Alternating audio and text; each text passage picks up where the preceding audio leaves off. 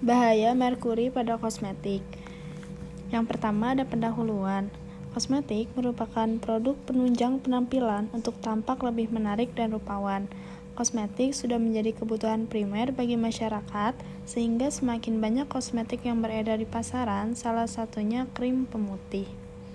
Dalam peraturan Kepala Badan Pengawas Obat dan Makanan atau BPOM nomor 23 tahun 2019 tentang persyaratan teknis bahan kosmetika merkuri, tidak boleh ditambahkan ke dalam kosmetik karena merkuri dan senyawanya masuk dalam daftar bahan yang tidak diizinkan dalam kosmetik. Persyaratan yang telah ditetapkan pemerintah Indonesia oleh BPOM pada tahun 2011 bahwa persyaratan logam berat jenis merkuri yaitu tidak lebih dari 1 mg atau kilogram. Merkuri juga merupakan senyawa logam berat yang beracun, bahkan jika digunakan dalam jumlah kecil. Efek dari penggunaan merkuri ini seperti perubahan warna kulit, munculnya bercak hitam, hingga iritasi ketika digunakan sebagai bahan krim pemutih. Merkuri juga berpotensi merusak ginjal, sistem saraf, dan perkembangan embrio dalam jangka panjang. Merkuri pada kosmetika yang sudah umum digunakan yaitu merkuri klorida dan merkuri amido klorida. Mekanisme kerja senyawa merkuri dalam pemutihan kulit berbeda-beda, tergantung dari jenis senyawanya.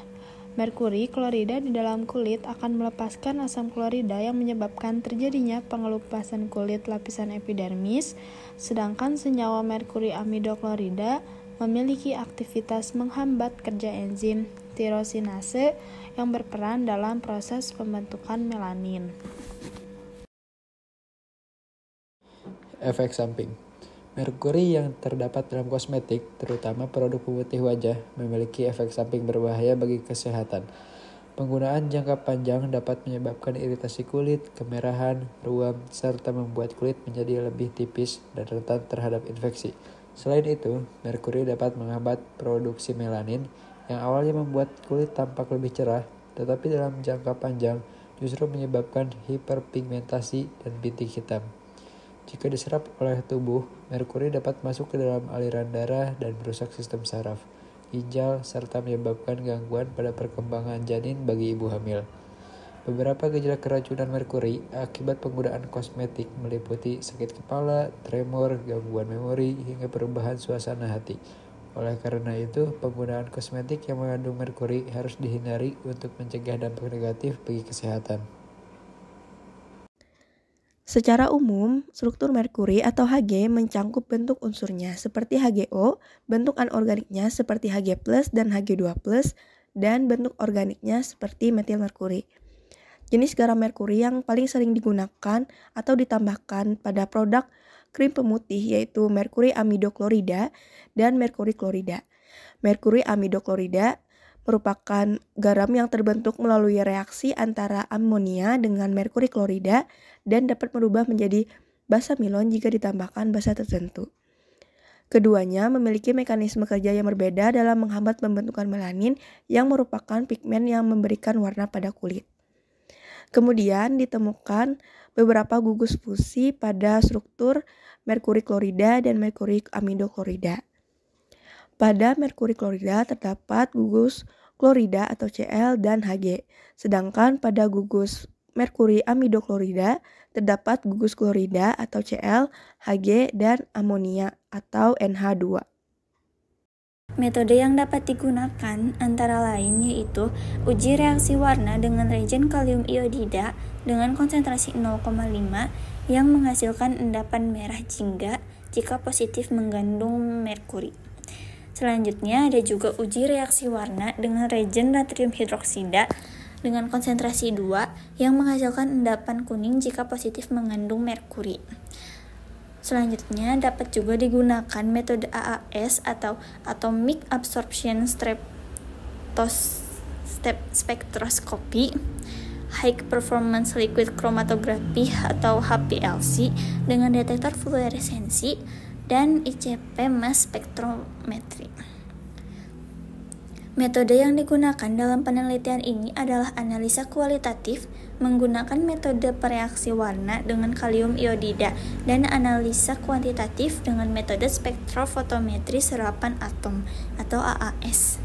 Dasar pemilihan metode ini disebabkan karena sifat logam merkuri yang mudah menguap, sehingga analisis dengan AAS ini dilakukan dengan sistem tanpa nyala, dan juga dipilih metode ini karena menggunakan metode sederhana dan memerlukan waktu analisis yang cukup singkat, serta sangat sensitif untuk konsentrasi sangat kecil.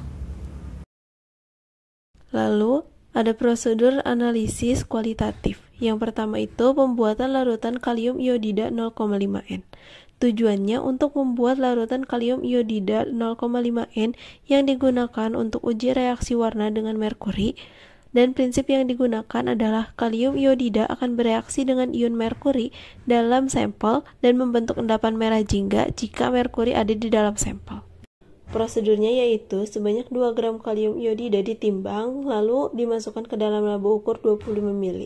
Jika sudah, ditambahkan aquades hingga mencapai tanda batas 25 ml dan larutan dikocok hingga homogen. Lalu yang kedua ada pembuatan larutan aqua regia. Tujuannya yaitu membuat larutan aqua regia sebagai agen pengoksidasi kuat untuk melarutkan logam berat dalam sampel. Dengan prinsip yang digunakan adalah aqua regia adalah campuran asam kuat yang dapat melarutkan logam berat seperti emas dan merkuri dengan membentuk kompleks yang larut dalam air. Prosedurnya yaitu sebanyak 75 ml HCl pekat diambil, lalu larutan dimasukkan ke dalam laba ukur 100 ml, dan HNO3 pekat sebanyak 25 ml ditambahkan dengan perbandingan volume 3:1. Yang ketiga, ada pembuatan larutan uji secara digesti basah. Tujuannya yaitu untuk melarutkan dan mengekstrak logam berat dari sampel untuk analisis lebih lanjut, dan prinsip yang digunakan adalah aqua regia akan melarutkan logam berat, sedangkan pemanasan dan penyaringan membantu memisahkan larutan uji dari residu padatan yang tidak larut. Prosedurnya adalah sampel sebanyak 2 gram ditimbang dan air sebanyak 25 ml ditambahkan. Larutan kemudian ditambahkan dengan 10 ml aqua regia dan larutan diuapkan hingga hampir kering. Sisa penguapan kemudian ditambahkan dengan 10 ml aquades dan larutan dipanaskan sebentar, lalu didinginkan, lalu disaring. Yang keempat, ada pengujian sampel dengan reaksi warna. Tujuannya yaitu untuk mengidentifikasi keberadaan merkuri dalam sampel secara kualitatif melalui reaksi warna. Dan prinsip yang digunakannya itu adalah ion merkuri akan bereaksi dengan iodida membentuk endapan merah jingga dari merkuri iodida yang menunjukkan keberadaan merkuri dalam sampel. Prosedurnya adalah sebanyak 5 ml larutan uji diambil, kemudian larutan kalium iodida 0,5 N sebanyak 1-2 tetes ditambahkan perlahan melalui dinding tabung reaksi. Lalu jika sampel mengandung merkuri, endapan merah jingga akan terbentuk. Prosedur analisis kuantitatif.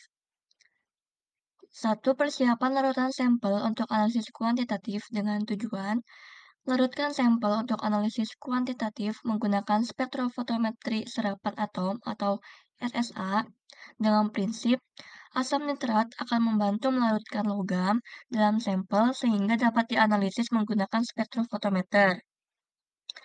Adapun untuk prosedurnya, sampel padatan sebanyak 2 gram ditimbang, kemudian asam nitrat pekat sebanyak 5-10 ml ditambahkan ke dalam air Lamier, lalu volume larutan ditambahkan hingga 100 ml dengan aquades.